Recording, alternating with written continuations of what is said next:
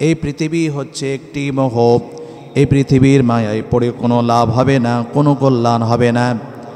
সম্মানিত প্রিয় হাজিরিন, আজকে আপনি আপনার সন্তান, আপনার বিবি বাল বাচ্চার জন্য যত কিছু আয়োজন করছেন, যত কিছু করছেন, আপনি দুনিয়াকে ভালোবাসার কারণে, মহব্বত করার কারণে, এই পৃথিবীর মায়ায় পড়ে আপনি যতটা মগ্ন হয়ে গেছেন, সাংসারিক জীবনে এসে আপনার বিবি বাল বাচ্চার জন্য এতই ব্যস্ত হয়ে গিয়েছেন, আল্লাহর ইবাদত, আল্লাহর গোলামি, দাসত্ব করার সময় আপনার হয় না।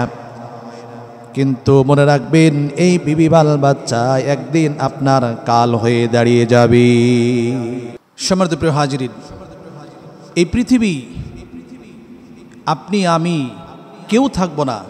এই পৃথিবী থেকে আপনাকে আমাকে সকলকেই চলে যেতে হবে। এই পৃথিবীর মায়াজালে পড়ে, এই পৃথিবীর মহব্বতে পড়ে আপনি আমি আল্লাহর আনুগত্য, আল্লাহর গোলামি, আল্লাহর দাসত্ব থেকে যেন বঞ্চিত না হয়ে যায়। তার কারণ এই পৃথিবী সারা জীবন আপনি থাকবেন না। এই পৃথিবীতে সারা জীবন থাকার জন্য আপনি আসেন নাই। সময় যখন হয়ে যাবে, আপনাকে আমাকে এই পৃথিবী থেকে চলে যেতে হবে। সম্মানিত প্রিয় হাজিরিন, এই পৃথিবী হচ্ছে একটি মোহ। এই পৃথিবীর মায়াজালে পড়ে কোনো লাভ হবে না। আল্লাহ রাব্বুল আলামিন সুন্দর করে বলে দিচ্ছেন যে পৃথিবীকে ভালোবেসে কোনো লাভ নেই, এই দুনিয়ার মহব্বতে পড়ে কোনো লাভ নেই। আল্লাহ রাব্বুল আলামিন বললেন, ওয়ামা হাযিহিল হায়াতুদ দুনিয়া ইল্লা লাহওয়ুন ওয়া লাইব ওয়া ইন্নাদ দারাল আখিরাতা লাহিয়াল হায়াওয়ান লাউ কানু ইয়ালামুন। আল্লাহ রাব্বুল আলামিন পরিষ্কার করে বলে দিচ্ছেন, এই দুনিয়া হচ্ছে নিছক খেলতামাশা, এটা ছাড়া আর কিছুই নয়। প্রকৃত আবাস স্থান হলো আখিরাত।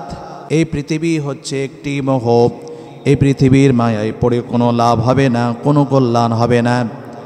সম্মানিত প্রিয় হাজিরিন, আজকে আপনি আপনার সন্তান, আপনার বিবি বাল বাচ্চার জন্য যত কিছু আয়োজন করছেন, যত কিছু করছেন, আপনি দুনিয়াকে ভালোবাসার কারণে, মহব্বত করার কারণে, এই পৃথিবীর মায়ায় পড়ে আপনি যতটা মগ্ন হয়ে গেছেন, সাংসারিক জীবনে এসে আপনার বিবি বাল বাচ্চার জন্য এতই ব্যস্ত হয়ে গিয়েছেন, আল্লাহর ইবাদত, আল্লাহর গোলামি, দাসত্ব করার সময় আপনার হয় না।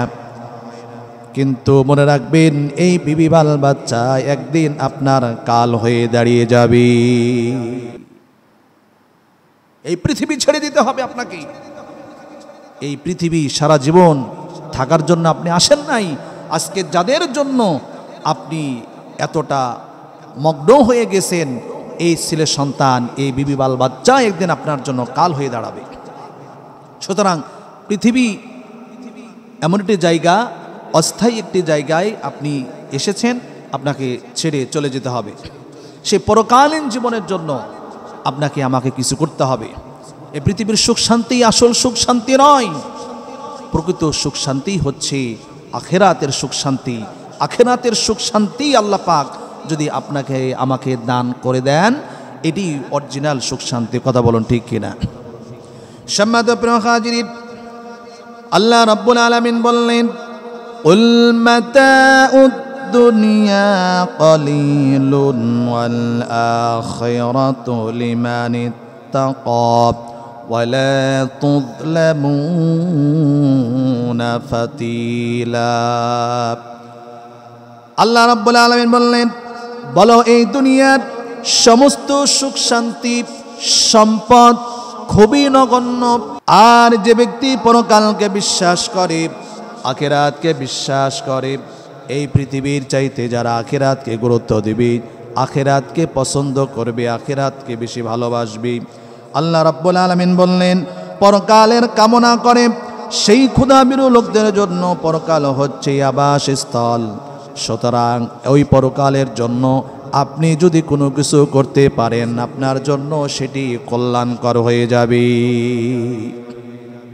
সুতরাং সেই পরকালের জন্য, সেই কিয়ামত দিবসের জন্য আপনাকে আমাকে আনুগত্য করার দরকার আছে নাকি নাই?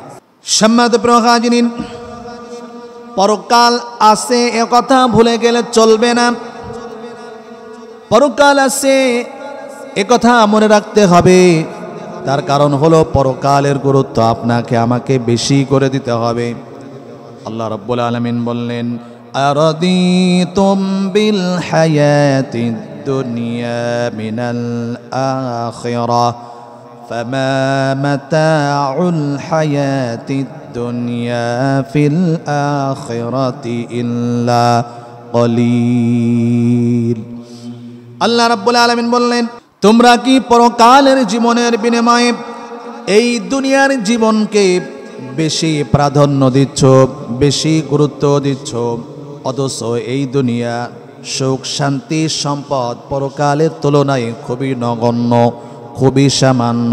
পরকালের সুখ যেমন বেশি, আল্লাহ রাব্বুল আলামিন বলছেন, ও বান্দা শোনো, পরকালের সুখ যেমন বেশি, ওই পরকালের দুঃখটাও ঠিক তেমনি বেশি। কথা বলুন ঠিক কিনা?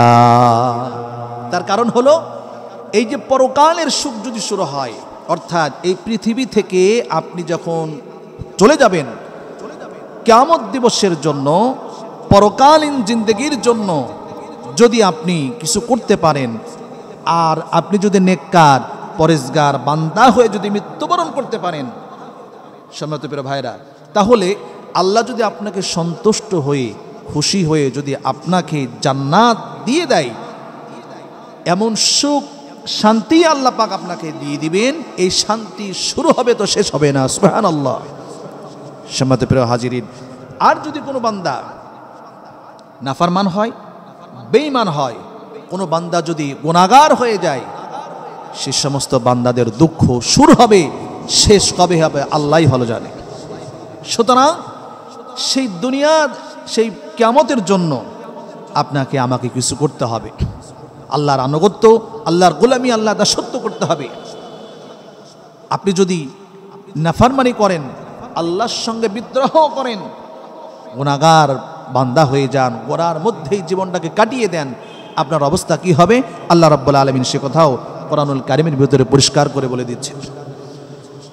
সম্মানিত প্রিয় ভাইরা আমার, আল্লাহ রাব্বুল আলামিন বললেন, ফাআম্মা মান তাগা ওয়া আসারাল হায়াতাদ দুনিয়া ফাইন্নাল জাহিমা হিয়াল মাওয়া।